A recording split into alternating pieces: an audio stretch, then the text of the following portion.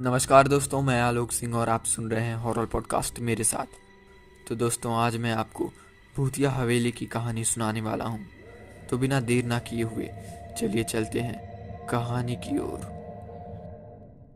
मैं श्याम और मैं आज आपको अपने साथ हुई अब बीती की कहानी आप सभी को सुनाने जा रहा हूँ। मेरे गांव में एक बहुत ही पुरानी और बड़ी हवेली थी जिसे लोग राय हवेली के नाम से जानते थे। ये हवेली बहुत ही खूबसूरत थी। इसके खूबसूरती के पीछे एक बहुत भयानक सा रहस्य छुपा हुआ था। लोगों का कहना है कि उस हवेली में एक आत्मा का वास है। कहा जाता है कि जब भी हवेली में किसी ने रात बिताने की कोशिश की तो उसने अपनी जिंदगी खो दी या पागल हो गया। गांव वालों का मानना था कि राय हवेली में एक पुरानी रानी की आत्मा भटकती है। कहा जाता है कि उस रानी ने किसी अनजान कारण की वजह से अपनी जान उसी हवेली में दे दी थी और तब से लेकर आज तक उसकी आत्मा इसी हवेली में भटकती है। और कोई भी इंसान अगर गलती से भी उस हवेली में घुस जाता है तो वो दोबारा कभी भी लौट कर वापस नहीं आता। आज तक ये चीज किसी को भी पता नहीं चला कि उस रानी ने अपनी जान क्यों दी थी।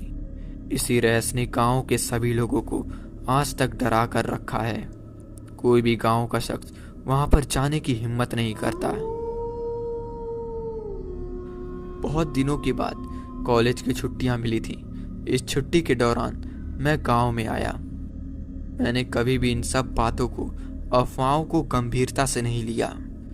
जब मैंने गांव वालों के मुंह से राय हवेली के बारे में सुना तो मैंने सोचा कि ये सब बातें झूठी हैं और मैंने निर्णय लिया कि उस हवेली में एक रात बिताऊंगा और गांव वालों को साबित करके दिखला दूंगा कि ये सब बातें सिर्फ कहानियां हैं। इसमें कोई भी सच्चाई नहीं है। भूत प्रेत कुछ भी नहीं होते हैं। गांव के बुजुर्गों ने मुझे समझाया भी कि बेटा, उस हवेली में मत जा, ऐसी बेवकूफ़ी मत कर वरना इसका अंजाम बहुत बुरा होगा। मत जा बेटा, मत जा। पर मैंने उन सबों की बात एक भी ना मानी और उस हवेली के लिए मैं आज ही रात में रवाना होने वाला था। मैंने कुछ अपना जरूरी सामान लिया और हवेली की ओर निकल पड़ा। दूर से देखने में तो हवेली बहुत पुरानी और खंडहर जैसी दिखलाई दे रही थी। उस हवेली को तो देखकर मेरी भी रूह कांप गई। मेरी क्या, अगर कोई भी उस हवेली को दूर से देखता, वो भी रात में, तो उसकी भी रूह कांप जाती। ये हवेली तो सचमुच में देखने में काफी खौफनाक और डरावनी लग रही थी। रात का समय था और चारों तरफ सन्नाटा छाया हुआ था।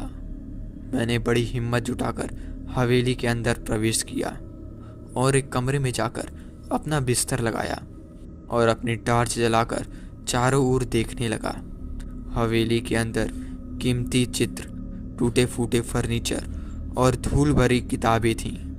मैंने चारपाई पर लेटकर एक किताब उठाई और पढ़ने लगा, लेकिन अचानक से एक ठंडी हवा का झोंका आया और दरवाजा खुद ब खुद बंद हो गया। मैं थोड़ा सहम गया, लेकिन मैंने खुद को संभाला और फिर से किताब पढ़ने लगा। तभी मुझे लगा कि कोई मेरे पीछे खड़ा है, लेकिन जब मैंने पीछे मुड़कर देखा तो वहाँ कोई भी नहीं था। मेरी दिल की धड़कन तेज हो गई। एक पल में ऐसा लगा था कि कोई मेरे पीछे खड़ा है। मैंने सोचा कि शायद मेरा भ्रम होगा, क्योंकि हल्का हल्का मुझे डर भी लग रहा था। मैं किताब पढ़ते रहा और किताब पढ़ते पढ़ते मेरी आंखों में नींद छा गई और थोड़ी देर के लिए मैं गहरी नींद में चल गया। जैसे ही मैं नींद के गहराई में गया, काफी हवेली के बाहर से एक भयानक सी चीख की आवाज सुनाई दी।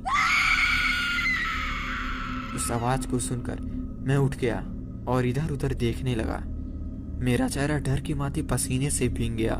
मैंने देखा कि मेरे दरवाजे का कमरा खुल चुका था और मेरे दरवाजे के सामने ही और अंधेरे में सफेद लिबास पहने हुए एक महिला की परछाई दिखलाई देने लगी। वो परछाई धीरे धीरे मेरे पास आने लगी। मैं डर के मारे उठकर भागने लगा, लेकिन जैसे ही मैंने दरवाजे से बाहर निकलने की कोशिश की, दरवाजा अचानक से बंद हो गया। मैं समझ गया और मैं कैसे भी करके खुद को संभालने लगा। अब वो परछाई बिल्कुल मेरे सामने आ गई थी उस महिला की आंखें बिल्कुल लाल लाल थीं और चेहरा भयानक था।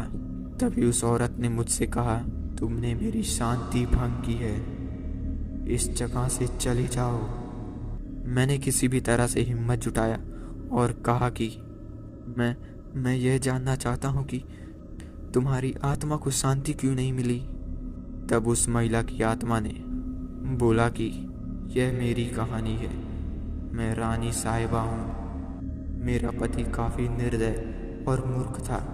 वो मेरे साथ काफ़ी दुर्व्यवहार करता था, काफ़ी सताता था और परेशान करता था, और उसी ने मुझे इस हवेली में बंद कर दिया था और मैं भूखे प्यासे मर गई। मेरी आत्मा को शांति नहीं मिली क्योंकि मेरा अंतिम संस्कार नहीं हुआ। तब मैंने उस आत्मा की ये सारी बातें सुनकर तब मैंने उससे वादा किया कि मैं तुम्हारी आत्मा को पूरी विधि विधान के साथ मुक्त कराऊंगा। तब उस महिला की आत्मा ने उसकी बात मानी और गायब हो गई। अगली सुबह जब मैंने गांव वालों को जाकर सब कुछ बताया तब सब गांव वालों ने मिलकर रानी साहिबा की आत्मा को शांति दिलाई और पूरी विधि के साथ उसका अंतिम संस्कार किया।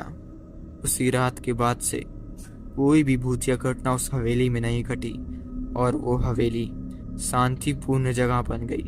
राय हवेली अब गांव का एक महत्वपूर्ण हिस्सा बन गया है, जहां लोग अब बिना डरे हुए आते जाते रहते हैं। तो ये थी आज की कहानी। आपको कैसी लगी कमेंट में ज़रूर से बताइएगा। मिलते हैं बहुत जल्द एक और नई खौफनाक सी भूतिया कहानी के साथ। तब तक के लिए धन्यवाद।